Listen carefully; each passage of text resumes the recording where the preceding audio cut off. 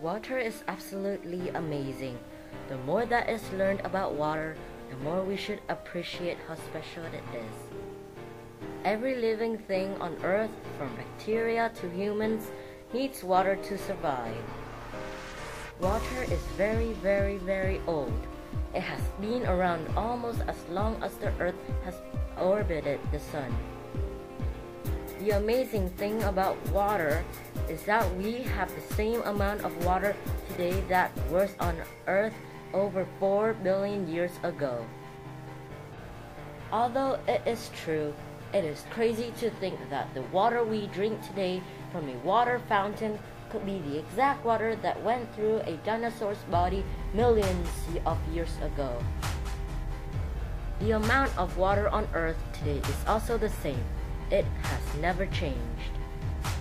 97% of water on the planet is salt water, and the remaining of 2% is fresh water.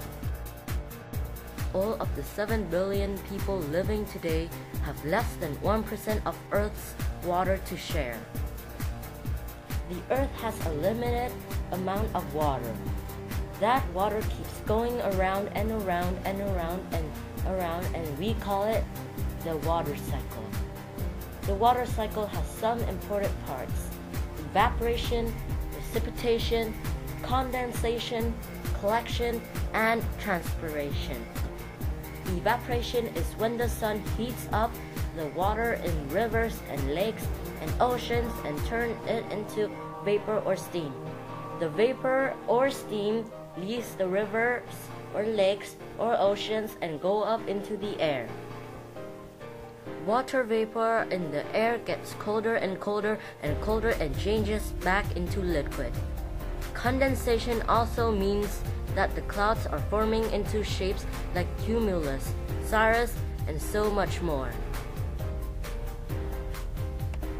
Precipitation occurs when so much water had condensed that the air can't hold it anymore.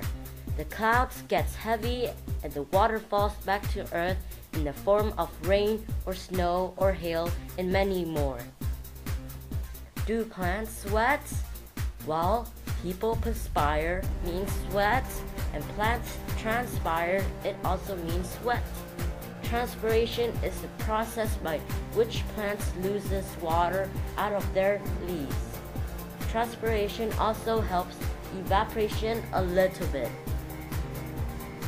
When the water falls back to Earth as precipitation, it may fall back in the oceans, lakes, or rivers, or maybe on land.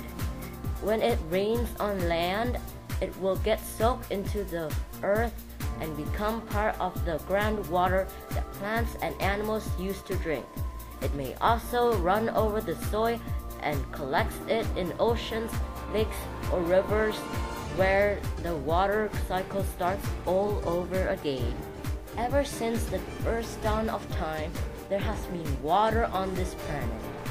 We have the same amount of water as we did at the dawn of time.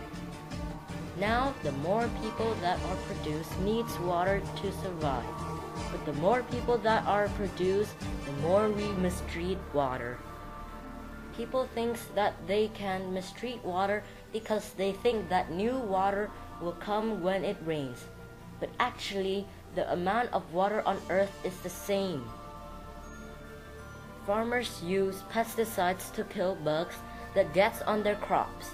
But when it rains, the pesticides get washed into the soil with the rain, and then the soil goes into the rivers or lakes.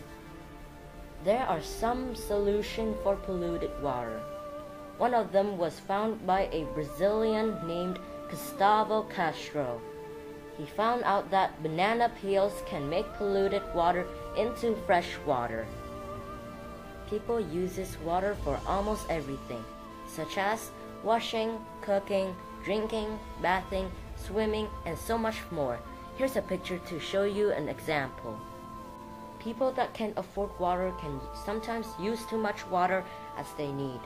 As you can see, human needs water for almost everything. Factories are dumping all their waste and mistreat the water, so the Cuyahoga River caught on fire because the river was so polluted. This had happened 13 times before. Let's stop polluting water to save the animals and the world to have a better place to live.